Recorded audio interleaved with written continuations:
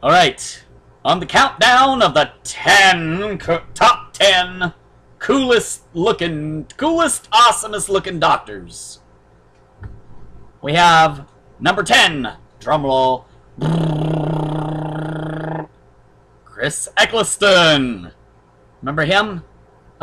He was the first one to be the Doctor when it came back as a series produced by Russell T Davies. I think that's how you pronounce his last name. If I'm mispronouncing your last name, Mr. Davies, I am sorry. Apologize.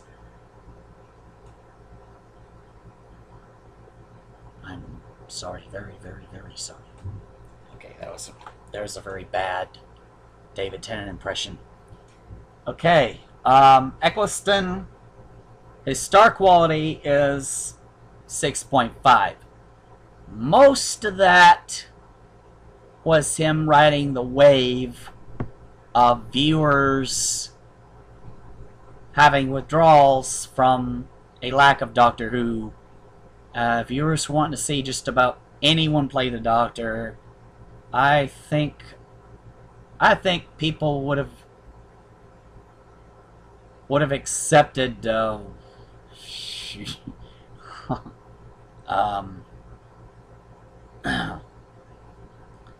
they would have accepted Tom Baker's long-distance cousin lived under a bridge playing Doctor Who. They would have taken just about anybody. But it would have accepted just about anyone. Anyone would have had star quality at that point. So I'll go ahead and give Eccleston the handicap and let him have a 6.5. Star quality is pretty good.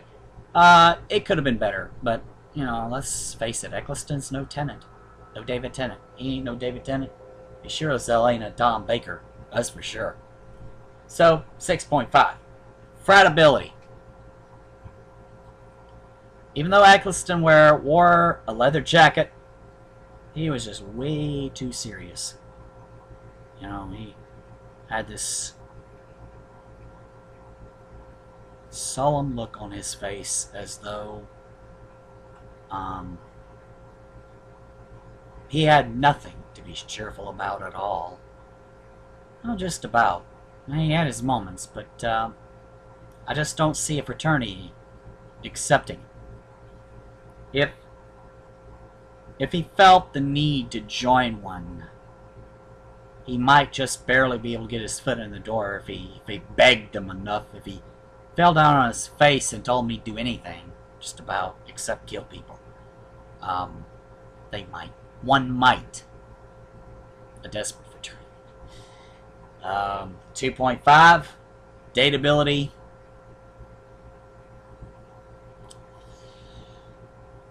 A few chicks might be willing to go out with this guy. I just don't see a whole lot of them just clamoring over him. And I just don't see this guy being shared, even. I mean, he might be able to go out with someone, take her someplace secluded, but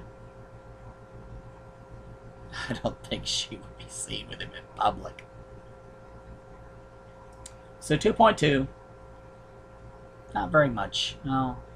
I think it has to do with his solemn grimace, lack of smile, lack of enjoyability, whatever.